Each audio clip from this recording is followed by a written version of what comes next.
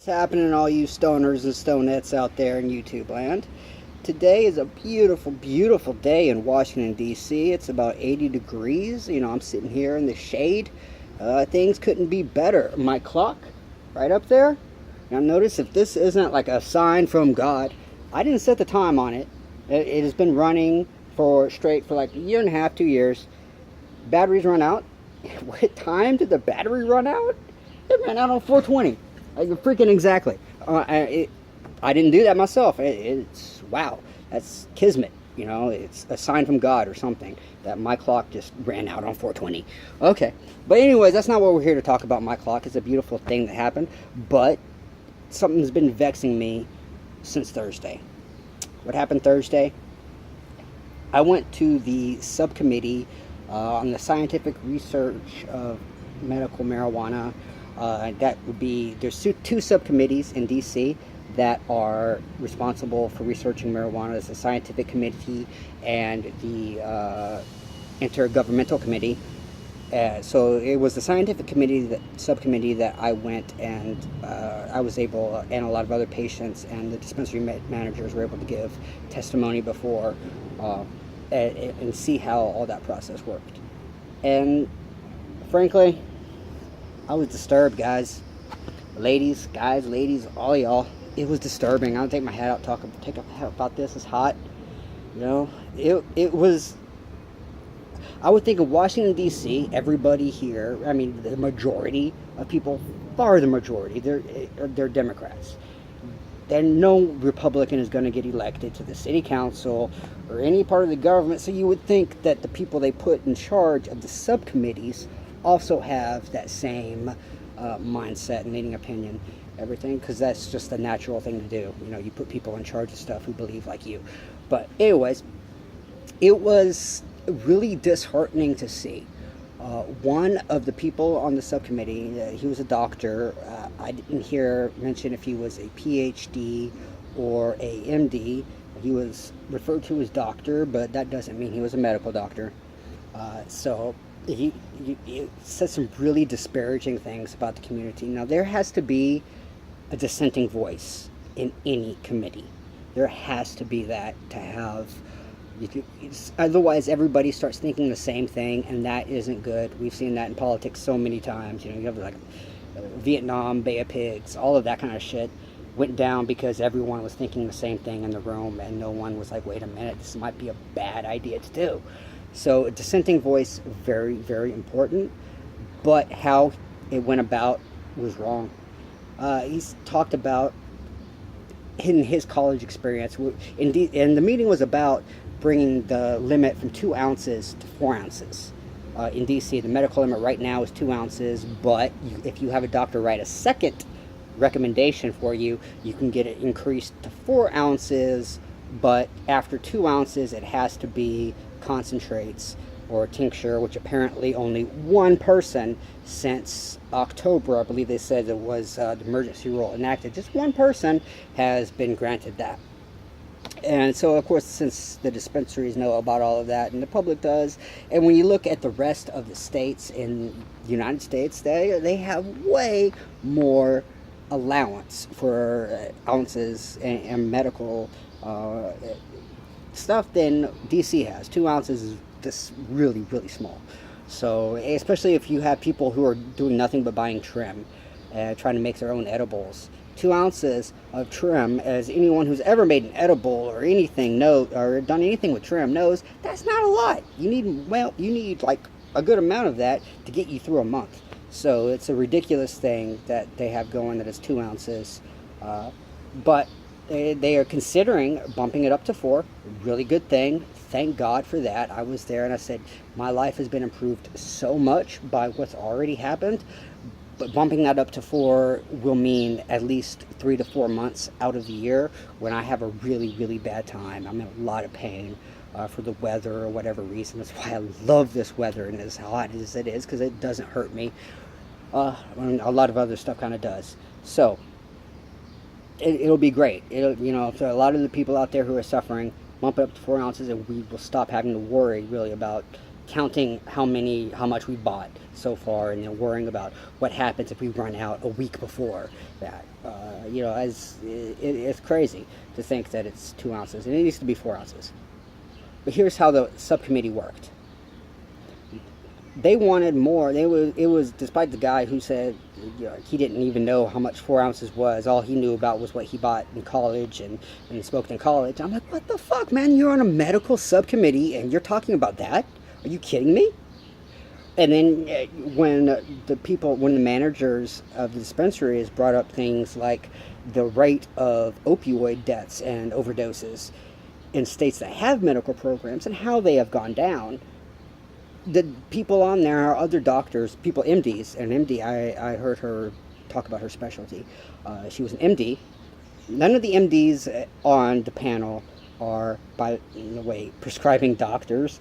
They're not recommending doctors. So I'm like, what the hell? It's like none of y'all are recommending doctors, but you're on this panel. Okay, fine, whatever.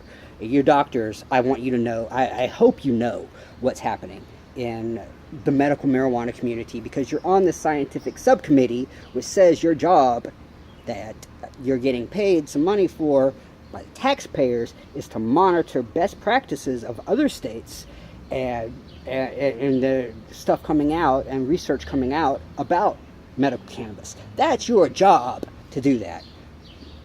She didn't know. She wanted to see what the actual studies about the opioid deaths and for going into hospitals for overdoses. She wanted to see those statistics. How do I know that that's happened? That the NIH has done a study on that? I'm subscribed to a bunch of newsletters and so of course I have that information. She only had to be subscribed to, like, if she even was subscribed to the Americans for Safe Access, they had something in a newsletter about that and would have given her the link to it to see the actual research and data behind it. It's insulting that she didn't know. She should have known. They were also asking the doctors who were in the participating audience. One of the doctors, my doctor, he's also a pain management doctor and is one of the largest recommending doctors in DC, specifically because, like he said at the meeting, he wants people off of opioids. His pain practice is actually a lot bigger than the medical marijuana stuff is, and he recommends people to that because he wants them off of opioids. Great. That's awesome.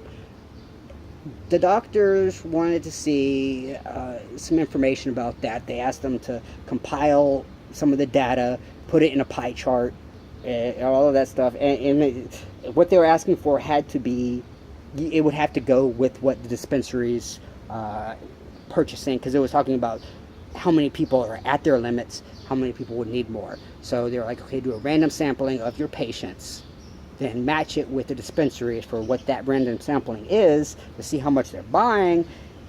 But wait a minute, are you kidding? You can't do that without those patients' consent, because the doctor, he can hide their identity. The doctor can give them that information. Doctor could do that, but when the doctor has to communicate his patient's identity to the dispensaries, so the dispensary can add their information to it.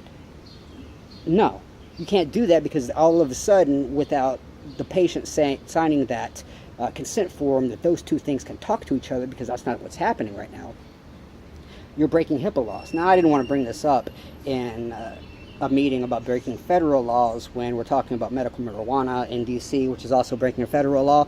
So I didn't want to pipe up and be like, wait a minute, that's wrong. You can't really do that. From just a patient perspective, I don't want that happening. I wouldn't want my information being shared with other people without, it being hidden or without my consent. So that's not what's going to happen. So that the fact that there had to be other lawyers at that table listening to that, lawyers would know right away that what they were asking for is pretty much impossible. The doctor he'll come, he's already skirting that line of recommending marijuana and getting in trouble with the federal government for that.